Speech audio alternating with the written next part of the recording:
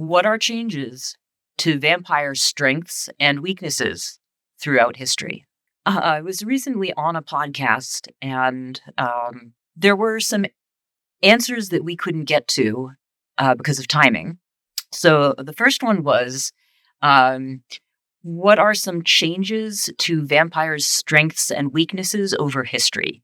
Which is such a great question, and I love talking about this. The history of vampires, not just uh, Western vampires, but vampires all over the world, because in every culture there was a vampiric sort of demon, undead um, myth, and that in and of itself is just fascinating from like the very beginning. But there have been changes to the powers of vampires over time as our society changed what it needed from a monster. So vampires started as one of three things: revenants from the dead who were buried improperly or wronged in life, or looking for revenge. And this includes, with the Catholic Church, people who had been excommunicated. Or they were simply demons who were going after people who had sinned in a specific way. And basically, if you sinned, you opened yourself up to vampiric attack. In Babylonia or Assyria, they were just demons who were thirsty. Like, you didn't even have to have done anything. They were just a little, a little parched. Similarly to the idea of the thirsty demons in ancient Greece, when you wanted to talk to the dead, if you wanted to talk to the dead, you could give them some blood, and it would give them a voice you could hear.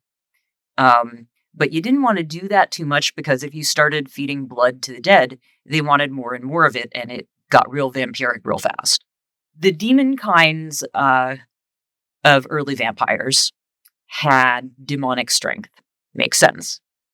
The grave revenants were mostly just scary, but they could do fantastic deeds. Like, well, getting out of your grave is pretty, amazing, and not something that a normal living human could do very easily. The ghost kind were pretty helpless until you gave them your blood. But after that, they could give you all sorts of hidden knowledge from the underworld. There was a common weakness in that in all the folklore, there were ways to get these demons slash ghosts slash, revenants to stop bothering you. There was methods that you could make it stop. And so that's a weakness, and that you can take advantage of as a living human to stop being bothered by these creatures. With demons in particular, there were rituals from the local religion that could help you. But if you were being bothered by a vampiric demon because you had sinned, then you had more trouble getting help with that. You had to prove that you weren't going to sin anymore, or honestly, it was just like, what, you've sinned so much, let the vampire have you. Now, none of these vampires were particularly attractive. Some female vampires who would kind of cross the line over towards more being like succubi were beautiful women.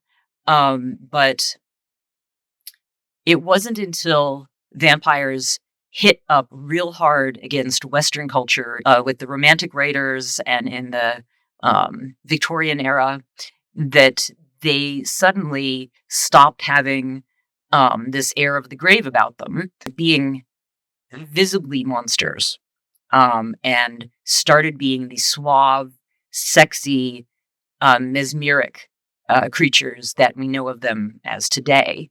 So they gained a strength in being able to pass as normal among humans, which in some of the myths, people didn't realize they were vampires in the old times, and they, except that, oh, my brother-in-law has come back from the dead is a bit of a giveaway. But in this case, since these aren't people returning from the dead, unless you actually have witnessed them, like dying from a vampire attack and then them rising from that. Um, so you could meet a vampire just, that you weren't expecting to be a vampire. And there was no way of knowing unless you did certain things like holding up a cross or a mirror or exposing them to sunlight. There were foolproof methods of finding out, but otherwise, they were just a very alluring, very strangely attractive, but normal looking human. So, vampires' powers have been steadily increasing the more we write about them. If you think of the case of Dracula, he could change shape in a variety of ways. He could impact the weather, causing storms. Um, and obviously, he had some mesmerism powers. Biggest strength, and the not obvious one at that time, was that vampires were associated with plague. So that's why there's rats everywhere in Dracula and Nosferatu, because disease is terrifying. And until there is a cure, there is no stopping it.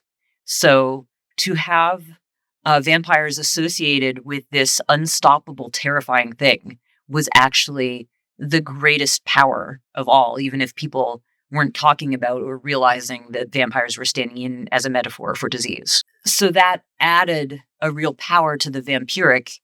Even if you didn't notice the imagery, you still felt it. Nowadays, everyone writes vampires to suit their needs, the needs of their stories. So we can add in strengths or weaknesses that we want to play with.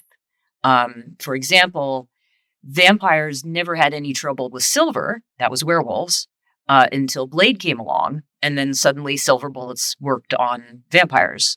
My Ammer are stronger than Dracula was, which is why I had to create Modoc in my universe, so that I had some way of knocking out superpowered creatures and dealing with them that way.